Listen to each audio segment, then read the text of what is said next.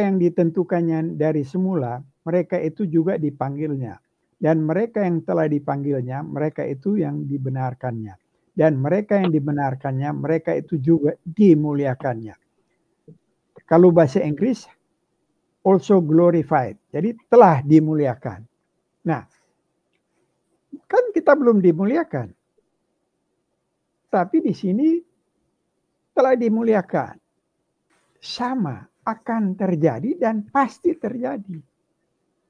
Akan terjadi, dimuliakan dan pasti terjadi. Itu mengenai apa yang Esra suruh terangkan dan beberapa hamba Tuhan menerangkan mengenai tata bahasa Yahudi yang kita perlu harus mengerti. Nah, di sini juga perkataan yang di dalam Yohanes 17 ayat 22, dan aku telah memberikan kepada mereka kemuliaan. Padahal Tuhan Yesus belum naik di kayu salib. Belum ada yang percaya kepada Yesus. Yesus naik ke kayu salib dan naik ke surga, dan Roh Kudus datang untuk melahirkan baru semua orang. Baru kita percaya kepada Yesus. Menurut Paulus, mulai dimuliakan, diberikan kemuliaan.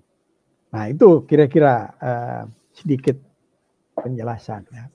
Cuma yang pasti kemuliaan yang diberikan itu, ya misalnya ya, saya kalau ketemu orang yang betul-betul hamba Tuhan, yang betul menyerahkan diri, dan memang secara perjalanan hidup dia luar biasa, kelihatannya begitu mendekatkannya. Kita kalau bertemu dengan mereka terasa sekali untuk bagaimana, begitu segan kita untuk apa. Ya. Nah, kita banyak segan kalau ketemu orang-orang misalnya pejabat tinggi. Kita mau ngomong aja takut. Padahal itu kemuliaan dari dunia. Nah, bagaimana misalnya kalau kita ketemu seperti Billy Graham? Pasti beda ya. Kita beda. Coba kita ketemu dengan Jokowi aja. Pasti kan ada rasa takut, ada rasa. Karena itu kemuliaan dari dunia. Apalagi yang kemuliaan yang Tuhan berikan. Nah, memang tidak nampak ya, tetapi kita bisa merasakan itu kalau waktu kita berdekatan dengan orang-orang. Kalau ada orang yang begitu jujur lakukan dengan Tuhan, kita rasa bagaimana ya? Kehadiran dia begitu sejuk, begitu. Nah, itulah kemuliaan-kemuliaan yang tetapi kita tidak bisa kategorikan dalam kata-kata ya. Itu kita bisa rasakan di dalam pengalaman kita. Tapi barangkali karena Jokowi dia presiden, jadi kita tahu presiden baru, atau Billy Graham kan karena sudah terkenal. Kalau misalnya orang tidak disebut-sebut sebelum terkenal, kalau orang ketemu juga lain juga kali. Jadi kemuliaan yang diberikan Tuhan pasti akan terasa bagi orang sekitar ya. Kalau orang yang diberikan kemuliaan dari dunia, nanti kita tahu baru kita rasa sangat nggak layak kita mau. Coba misalnya Ben ketemu Trump, pasti kan nggak segampang mau ngomong begitu saja kan. Karena dari dia punya jabatan ada satu kemuliaan, nggak usah yang punya posisi penting ya, artis aja. Orang kalau lihat Elvis dulu sampai pingsan-pingsan.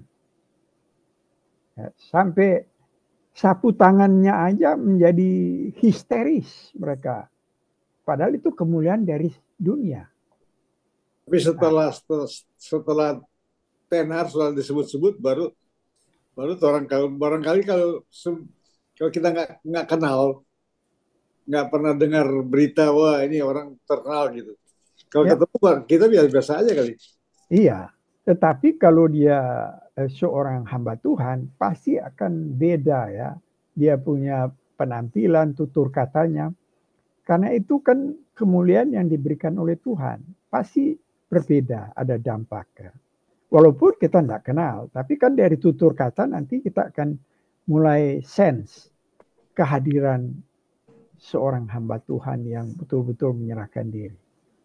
Jadi saya kira kemuliaan yang diberikan Tuhan kepada kita itu eh, merubah kita punya pembawaan, kita punya apa ya? Eh, jadi tadinya barangkali ya kita pernah cerita di sini kan, setelah kita aktif di gereja, ada orang begitu ketemu teman yang lama, kok iya udah lain sekarang, nggak kayak dulu katanya. Ya. Jadi ada perbedaan. Jadi kita kira Tuhan yang merubah. Ya, kemuliaan itu dari Tuhan, Iya, bukan iya, kita tidak bisa memperolehnya dengan kemampuan kita, ya dengan apa betul. itu Tuhan yang berikan. Itu. Tapi itu kemuliaan itu sedikit demi sedikit. Itu sebabnya from glory to glory.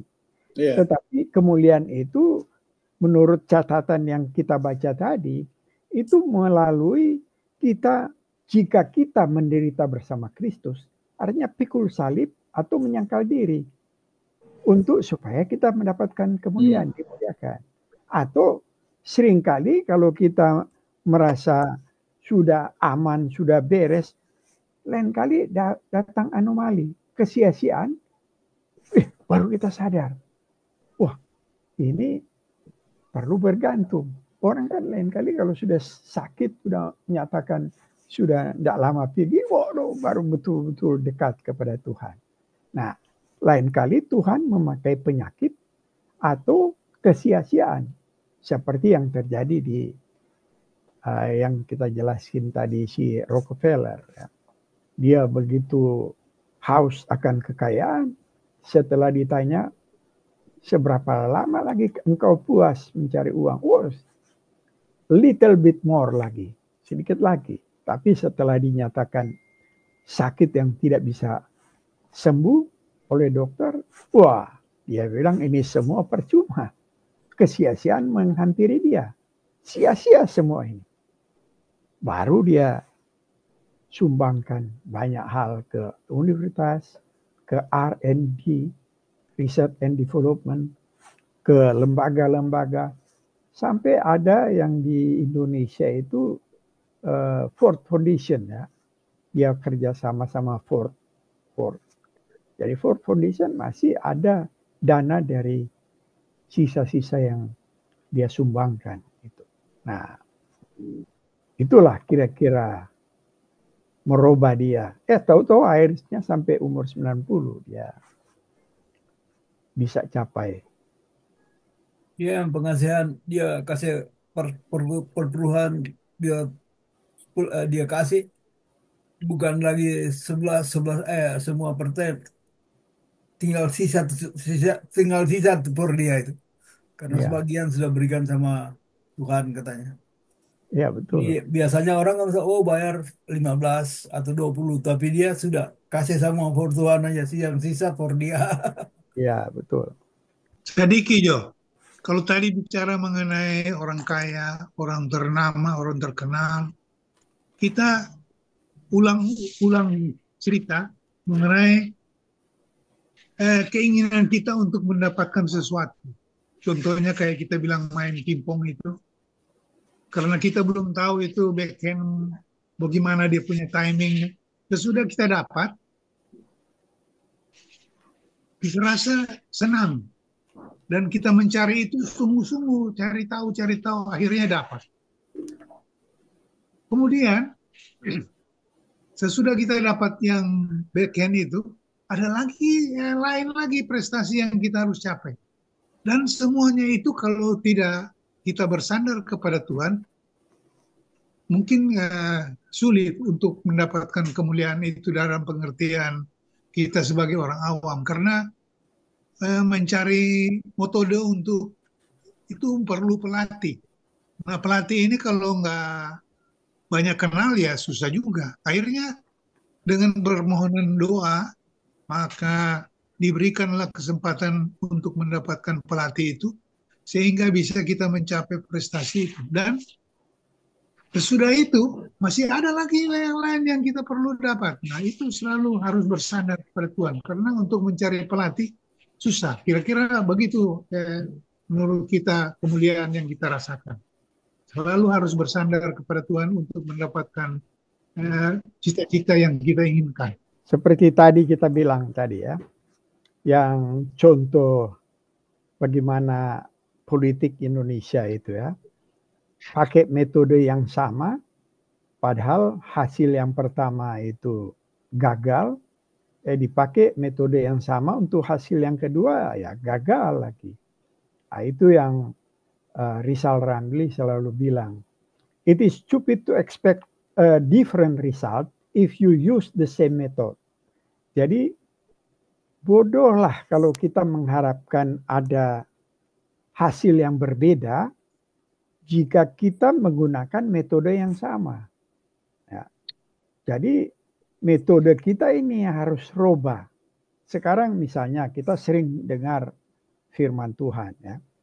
Nah, untuk mencapai formasi, itu namanya formasi itu proses untuk terbentuknya apa yang kita inginkan. Itu namanya formasi spiritual. Nah, kemarin kan kita pernah belajar ada 4 tahap ya. Tahap pertama, setelah kita dilahirbarukan atau dibenarkan, kita perlu misalnya ada merasa untuk kita mau dibentuk. Nah, itu yang namanya forming ya. Nah, untuk mau dibentuk, pada saat kita menyadari ada kebiasaan-kebiasaan yang menghalangi kita untuk bertumbuh dalam iman. Ya, maka kita termotivasi untuk ingin berubah dan memberi diri dibentuk. Ya, seperti Lucky bilang tadi ya. Backhand dia lemah, karena dia menyadari itu dia lemah itu backhand, dia termotivasi untuk berubah, belajar untuk berubah. Nah, ini paling penting nih motivasi ini. Nah, ingin dirubah, ingin dibentuk. Nah, bagaimana keinginan itu supaya dari Tuhan? Ya? Itu Filipi 2 ayat 13 kita baca ya. Karena Allah lah yang mengerjakan di dalam kamu baik kemauan maupun pekerjaan menurut kerelaannya. Jadi kemauan kita itu didorong oleh Tuhan untuk kita mau dibentuk. Jangan kemauan untuk pimpong. Itu kemauan ego kita ya. Tetapi untuk rohani ini itu kemauan dari Tuhan. Tetapi kita harus respons, ada keinginan untuk, karena ada hambatan-hambatan untuk pertumbuhan iman. Jangan pakai metode yang sama, yang biasa-biasa aja, dengar cukup. Nah, ini metode yang sama kan. Bagaimana supaya metode berbeda? Nah, mohon kepada Tuhan, karena kemauan itu ternyata diberikan Tuhan. Untuk orang bisa respons tuh kemauan mau dibentuk. Karena ada banyak kelemahan orang untuk mengenal siapa itu Tuhan. Nah, itu forming, mau dibentuk.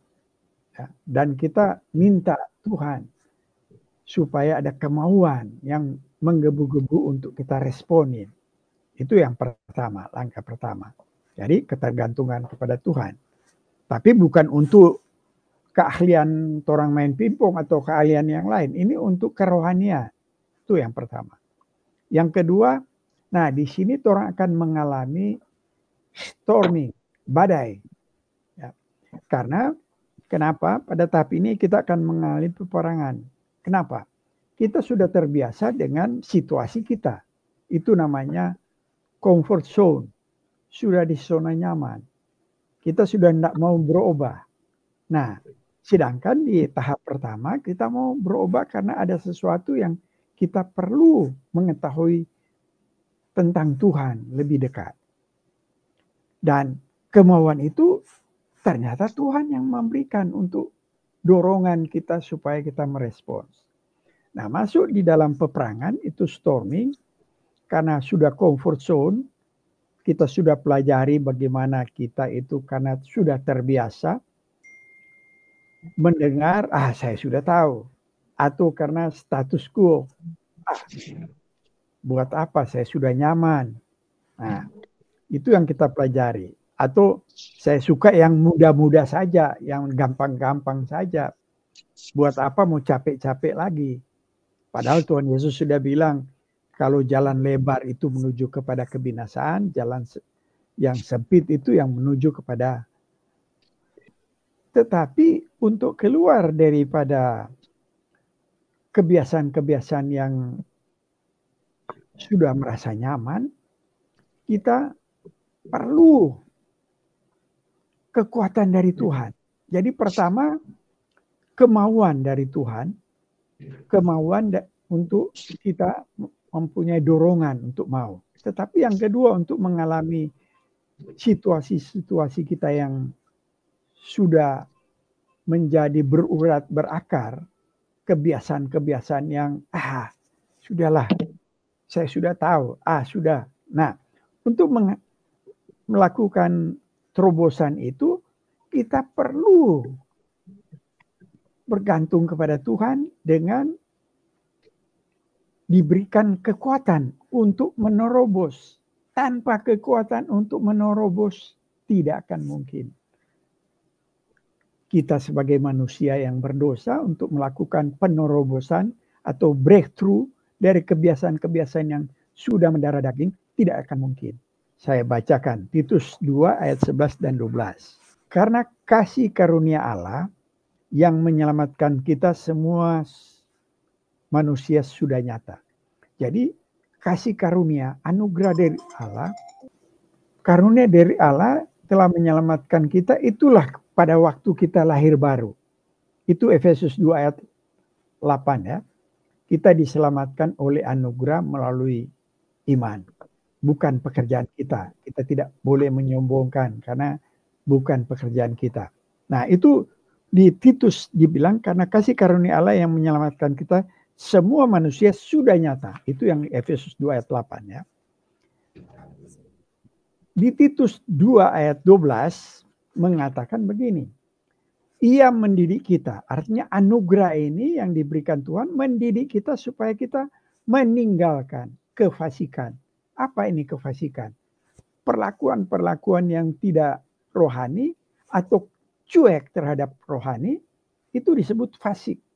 Dan keinginan-keinginan duniawi, itu kita harus meninggalkan itu. Tetapi bukan kemampuan kita, tetapi diberikan anugerah untuk kita bisa ada kemampuan untuk itu. Sehingga dan supaya kita hidup bijaksana. Bijaksana artinya kita bisa, hikmat itu artinya apa?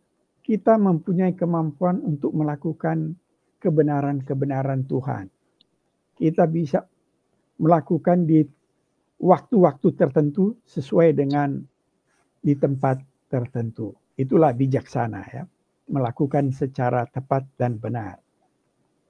Kemudian supaya kita adil. Adil terhadap siapa? Terhadap sesama. Jadi pertama tentang diri, kedua adil, dan ketiga beribadah di dalam dunia sekarang ini. Jadi beribadah kepada Tuhan. Jadi 3 rangkap. Jadi untuk pertama meninggalkan. Kemampuan itu diberikan. Meninggalkan kefasikan, cuek terhadap Tuhan. Meninggalkan kebiasaan-kebiasaan tidak rohani. Itu disebut kefasikan. Dan keinginan-keinginan dunia. Lebih senang orang hal-hal duniawi dari hal-hal rohani. Nah, supaya positifnya, supaya kita hidup bijaksana. Bijaksana artinya kita bisa melakukan kehendak Tuhan tepat dan benar. Ada kemampuan. Kemudian hidup adil. Adil terhadap sesama. Tidak pilih kasih. Kemudian kita beribadah kepada Tuhan. Jadi 3 rangkap. Kepada diri sendiri, kepada sesama, kepada Tuhan. Ini pekerjaan kemampuan yang diberikan melalui Yesus Kristus dan diaplikasikan melalui Roh Kudus. Itu kemampuan yang untuk menerobos yang kita namakan storming itu. Nah, setelah lewat dari itu baru tercipta norma. Norma artinya kalau kita sudah menjadi biasa melakukan hal-hal yang baik, ini merupakan kebiasaan yang baik yang susah dirubah karena sudah menjadi norma.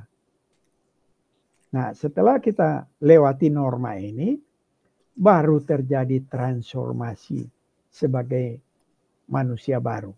Tetapi transformasi ini tidak ada titik selesai. ini akan berlangsung terus-menerus sampai kita dipanggil. Tetapi pada waktu berlangsung terus-menerus itu kita selalu bergantung kepada Tuhan. Nah, itu sebabnya di dalam forming itu pada waktu kita dibenarkan, justification, ya, itu adalah karena kita menerima kebenaran dari Yesus. Itu namanya alien righteousness, ya. Kita kenapa kok kita dibenarkan? Kita kok berdosa, kita seteru, kita lemah. Di Roma 5 dibilang Yesus mati untuk kita. Kebenaran Yesus dipakaikan kepada kita sehingga Allah Bapa melihat kita melalui kebenaran Yesus sehingga kita dibenarkan. Tetapi setelah kita dibenarkan, Tuhan tidak meninggalkan kita begitu saja, tapi mendidik kita untuk menjadi serupa dengan Kristus. Itulah namanya pengkudusan atau sanctification. Ini kalau pertama kita the righteousness of Christ, kita pakai untuk berhadapan dengan Tuhan, kebenaran Kristus untuk kita berhadapan dengan Tuhan. Sekarang perjalanan sisa hidup kita pakai the power of Christ. Kuasa dari Kristus yang diaplikasikan melalui Roh Kudus. Nah, ini kuasa ini yang bisa breakthrough daripada kita di dalam storming, di dalam peperangan dengan kebiasaan-kebiasaan kita yang buruk. Pakai Titus 2 ayat 11 dan 12. Karena ada ayatnya, karena Allah lah yang mengerjakan di dalam kamu baik kemauan maupun pekerjaan menurut kerelaannya. Tapi setelah kita masuk di dalam pertempuran rohani, kita pakai the power of Christ. Itu yang ada di Titus 2 ayat 11 dan 12. Itu yang disebut anugerah, ya, yang memampukan kita. Nah, tetapi bagaimana caranya? Kita harus masuk di dalam formasi. Formasi yang tadi kita gambarkan di kemarin, ya. Ada pohon itu, coba kalau bisa tampilkan itu. Kita mau ini dulu, ada mau ke dokter THT. Oh iya, silakan. Oh, iya. Supaya cepat sembuh, ya. Amin. Terima kasih. Ya. Boleh. Ya. Oke. Iya. Bukan cepat sembuh. Cepat sembuh, tetap dalam doa. Nah, ini ya. Jadi pada waktu kita mau dibentuk, kita akan masuk formasi, ya.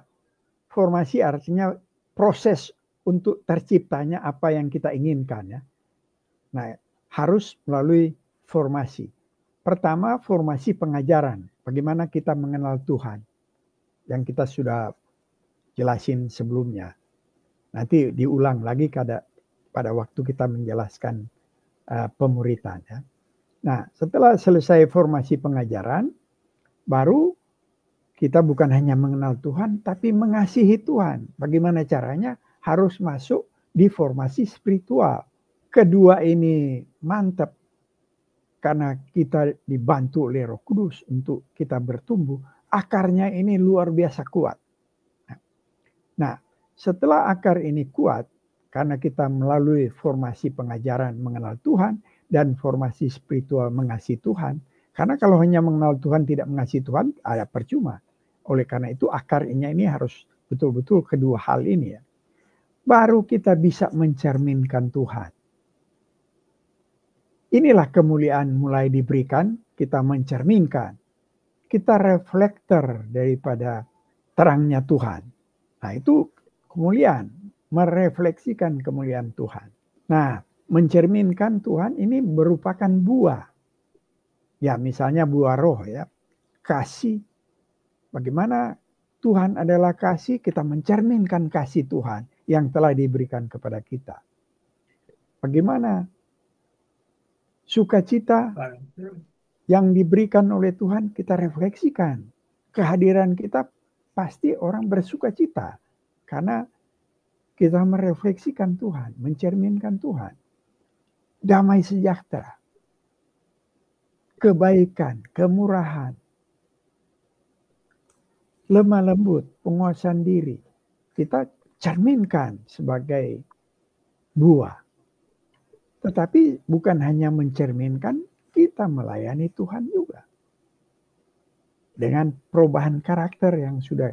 Nah, ini bentuk formasi, artinya proses daripada pembentukan. Nah, ini tentu saja semua dipelajari, bukan jadi begitu saja. Supaya kita tidak pakai metode yang sama.